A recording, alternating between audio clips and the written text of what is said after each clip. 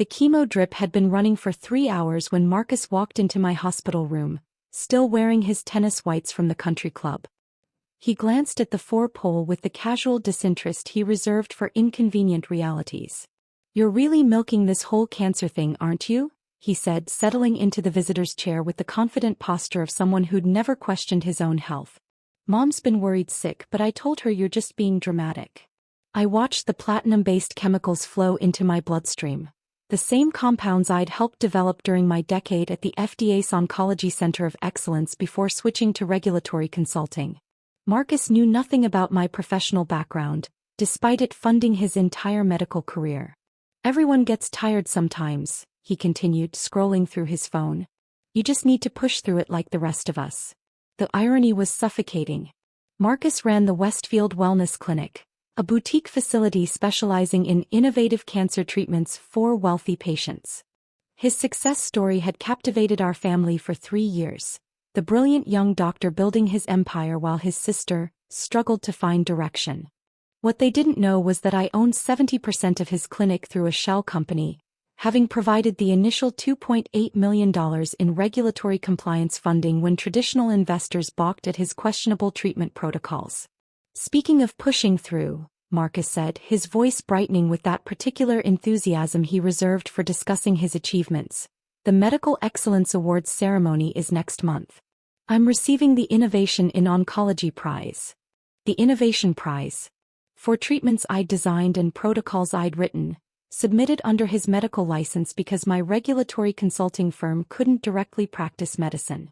The bitter irony of my own cancer diagnosis while developing therapies bearing his name wasn't lost on me. "That's wonderful," I managed, my voice hoarse from the anti-nausea medications. "The ceremony's on Thursday the 18th, he continued, already mentally composing his acceptance speech. "Black tie event, all the major medical journals will be there. Real career-making stuff. Thursday the 18th.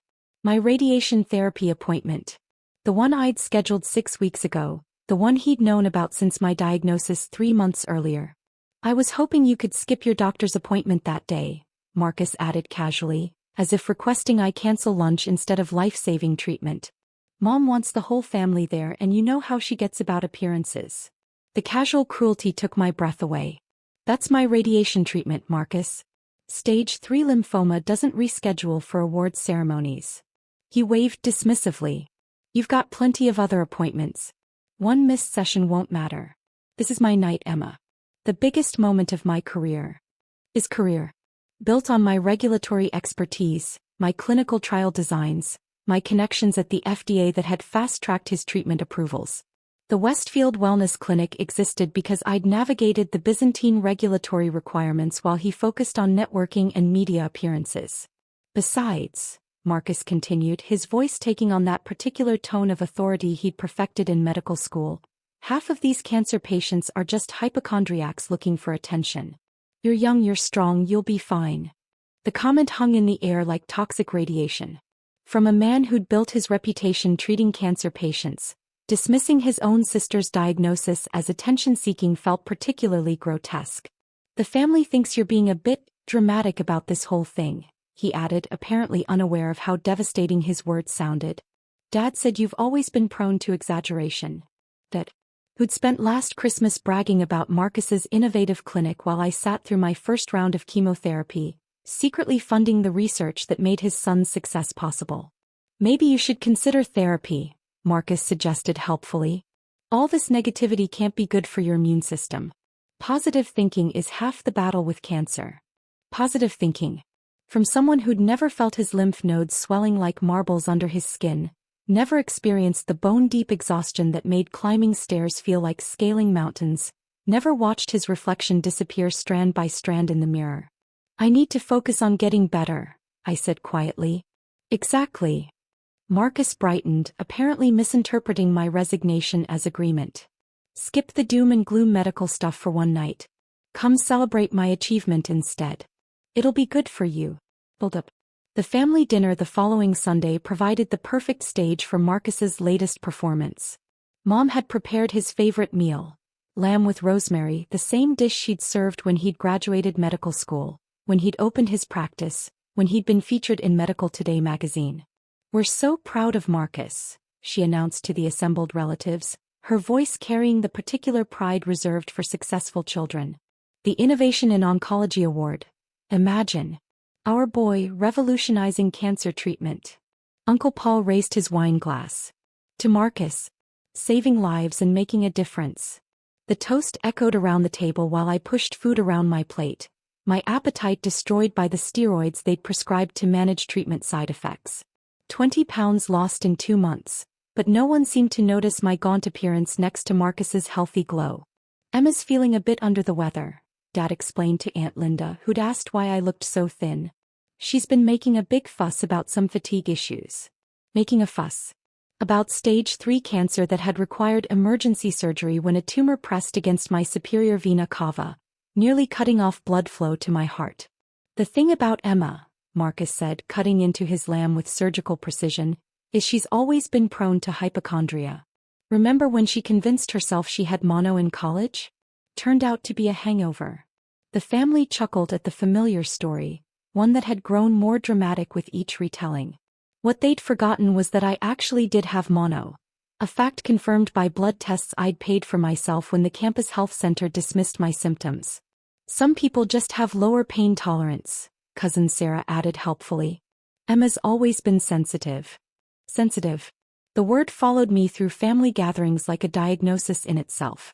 Too sensitive for criticism, too sensitive for honest feedback, too sensitive to handle normal stress that everyone else managed just fine. "Speaking of sensitivity," Marcus continued, warming to his favorite topic, "you should see some of my patients. Real cancer fighters. Incredible attitudes, never complaining, always positive. It's inspiring. Real cancer fighters." Unlike his sister, apparently, whose cancer was somehow less legitimate because she'd mentioned feeling tired during chemotherapy. "Marcus has such a gift for helping people," Mom gushed. "His patients adore him. Last week, Mrs. Henderson sent a thank you card saying he saved her life." Mrs. Henderson, whose experimental treatment protocol I'd designed specifically for her genetic markers after analyzing her tumor sequencing data. Marcus had administered the therapy, but the scientific breakthrough had emerged from my regulatory consulting work with 3 pharmaceutical companies. "The Innovation Award recognizes doctors who push boundaries," Marcus explained to the younger cousins, his voice taking on that lecturing tone he'd perfected for medical conferences. "Not everyone has the vision to see beyond traditional approaches." Vision. The treatment protocols he'd be honored for had originated from my analysis of European clinical trials that American oncologists had dismissed as too experimental. I'd spent 18 months navigating FDA approval processes while Marcus focused on building his brand. "Emma should really come to the ceremony," Aunt Linda suggested. "It would be good for her to see something positive instead of focusing on her health problems all the time." Health problems. As if cancer were a lifestyle choice rather than a cellular rebellion that had turned my own immune system into a battlefield. "I told her the same thing," Marcus agreed. "But she's scheduled some medical appointment that night. I keep telling her, one missed appointment won't matter, but my award ceremony is once in a lifetime." The casual dismissal of radiation therapy as a medical appointment revealed everything about Marcus's priorities. His career advancement mattered more than his sister's survival. "Maybe the doctors could reschedule Emma's treatment," Mom suggested hopefully. "Family should come first, especially for such an important occasion." Family first. Unless you were the family member actually fighting for your life while your brother collected accolades for treatments you'd developed during your own battle with the disease they were meant to cure. Revelation. The revelation came through Dr. Margaret Thornfield, Chief Medical Officer of the State Health Department, who arrived at Westfield Wellness Clinic on Monday morning with a team of federal inspectors and a briefcase full of regulatory violations. "Dr. Westfield," she announced as Marcus emerged from his office, his confidence faltering at the sight of official badges, "we're here regarding serious concerns about your facility's compliance status and treatment protocols." The waiting room fell silent, wealthy patients suddenly very interested in their magazines as federal agents photographed treatment areas and examined patient files. "There seems to be some confusion," Marcus said, his voice tight with the particular strain of someone whose world was shifting beneath his feet. "Our facility maintains full regulatory compliance." Dr. Thornfield consulted her tablet, her expression professionally neutral. According to FDA records, your clinic's operational license has been suspended pending investigation into unauthorized experimental treatments. That's impossible, Marcus replied, though his voice carried less certainty now. I received innovation in oncology recognition. We're pioneers in the field. Yes, about that award, Dr. Thornfield continued, adjusting her glasses. The nomination was submitted by Dr. Emma Westfield, your sister. She's listed as the primary researcher behind your treatment protocols. The color drained from Marcus's face like water from a broken dam. Dr. Emma Westfield, the inspector continued, consulting her notes, senior regulatory consultant with the FDA's Oncology Center, primary author of the clinical trial designs your facility has been implementing, and, according to corporate filings, majority owner of Westfield Wellness through Meridian Medical Holdings. Marcus's mouth opened and closed silently, resembling a fish struggling for oxygen in increasingly toxic waters. The innovative treatments you've been recognized for, Dr. Thornfield explained with the patience of someone delivering frequently devastating news, were developed by your sister during her concurrent lymphoma treatment. She submitted them under your medical license because regulatory consultants cannot directly practice medicine. The waiting room had become completely silent except for the soft clicking of inspection equipment and the rustling of documentation. However, Dr. Thornfield's voice grew more serious. Dr. Emma Westfield has filed a formal complaint regarding unauthorized modifications to her treatment protocols, patient safety violations, and misrepresentation of research authorship. She spread documents across Marcus's reception desk like tarot cards predicting an unfortunate future. Your facility's license is suspended immediately. All experimental treatments must cease. Patients will be transferred to certified oncology centers for continued care. Marcus found his voice, though it emerged as barely more than a whisper. Emma owns the clinic? 70% equity stake, Dr. Thornfield confirmed. She also holds the regulatory approvals, research patents, and FDA relationships that made your operation possible. The irony was exquisite. The sister he'd dismissed as a hypochondriac had been the architect of his entire professional success while battling the very disease he claimed expertise in treating. Resolution. The clinic closed permanently within 72 hours. Marcus's medical license underwent review by the state board, ultimately resulting in suspension pending completion of ethics training and supervised practice requirements. The Innovation in Oncology Award was rescinded when the Medical Excellence Committee discovered the research authorship misrepresentation. The ceremony proceeded without him, his empty chair a visible reminder that recognition requires authentic achievement. His wealthy patients, suddenly aware their revolutionary treatments had been developed by a consultant battling cancer herself, filed malpractice suits alleging misrepresentation and inadequate care. The legal settlements consumed his remaining assets within 6 months. Mom stopped mentioning Marcus's medical career at family gatherings, the subject becoming as toxic as the chemotherapy drugs I continued receiving.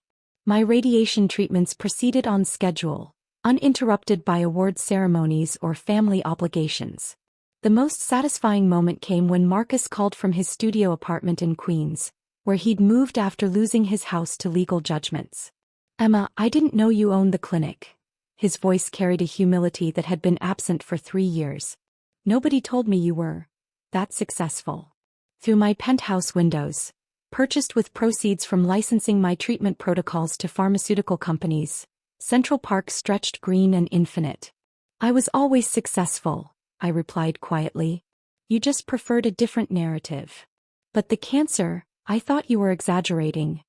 I was dying, Marcus, while developing treatments that built your reputation. The silence stretched between us, heavy with years of dismissed symptoms and casual cruelty disguised as medical authority. Is there any way to work things out? He asked finally. Family is family.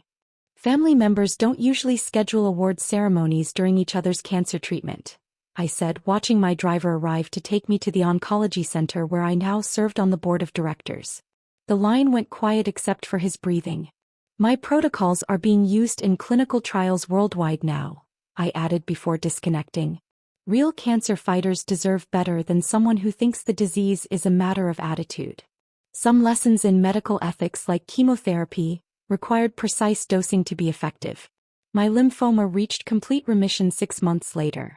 Marcus remained in professional quarantine, learning that innovation requires more than borrowed brilliance and that family loyalty shouldn't be a one-way street. The treatments I'd developed while fighting for my own life continued saving others, just without my brother's name attached to the research.